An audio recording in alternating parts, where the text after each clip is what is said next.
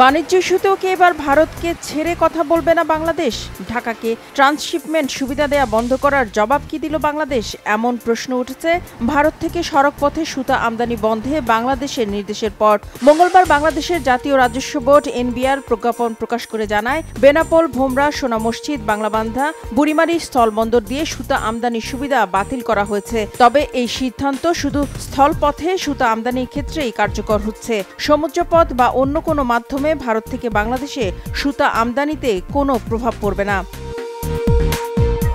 এর আগে গেল ৯ এপ্রিল তৃতীয় দেশে পণ্য রফতানির জন্য বাংলাদেশকে ট্রান্সশিপমেন্ট সুবিধা দেয়া বন্ধ করে দেয় ভারত। অর্থাৎ ভারতের শুল্ক কেন্দ্র ব্যবহার করে তৃতীয় কোনো দেশে পণ্য রফতানি করতে পারবে না বাংলাদেশ। আর ভারতের ওই সিদ্ধান্তের কয়েকদিন যেতে না যেতেই সড়ক পথে ভারত থেকে সুতা আমদানি বন্ধ করল বাংলাদেশ। মূলত গেল ফেব্রুয়ারি থেকে স্থলবন্দর দিয়ে ভারত থেকে বস্ত্র খাতের অন্যতম কাঁচামাল সুতা আমদানি বন্ধের দাবি জানিয়ে আসছিল বস্ত্রশিল্প মালিকদের সংগঠন Bangladesh textile mills association BTMA। তারা বলছে, ভারতের উত্তর ও দক্ষিণ অঞ্চলে উৎপাদিত সুতা কলকাতায় গুদামজাত করা হয়, এরপর সেখান থেকে সুতা বাংলাদেশে পাঠানো হয়। আর এসব সুতা তুলনামূলক কম দামে বাংলাদেশে প্রবেশ করছে।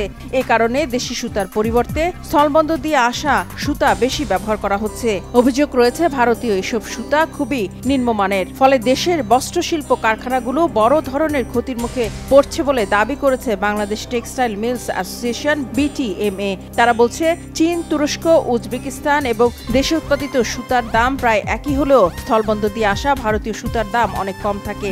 এতে দেশের সুতা উৎপাদনকারী প্রতিষ্ঠানগুলো প্রতিযোগিতায় টিকতে পারছে না।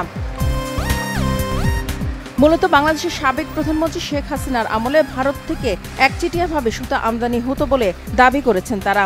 গেল ৫ আগস্ট ক্ষমতাচ্যুত প্রধানমন্ত্রী শেখ হাসিনা ভারতে পালিয়ে যাওয়ার পর থেকে বাংলাদেশের সাথে ভারতের সম্পর্কের অবনতি ঘটে।